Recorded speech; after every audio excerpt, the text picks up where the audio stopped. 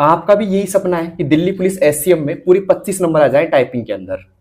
दोस्तों टाइपिंग के अंदर अगर आपको पूरे 25 नंबर चाहिए तो ये वीडियो इंपॉर्टेंट होने वाली है आपके लिए, और हो सकता है इस वीडियो के बाद में आपको ये विश्वास हो जाएगी कि हमारे पूरे 25 नंबर आ जाएंगे। दोस्तों अब कैसे आएंगे वो तो आपको मेहनत करनी पड़ेगी, लेकिन मेहनत कैसे करनी है उसी की चर्चा करेंगे इस वीडियो के अंदर।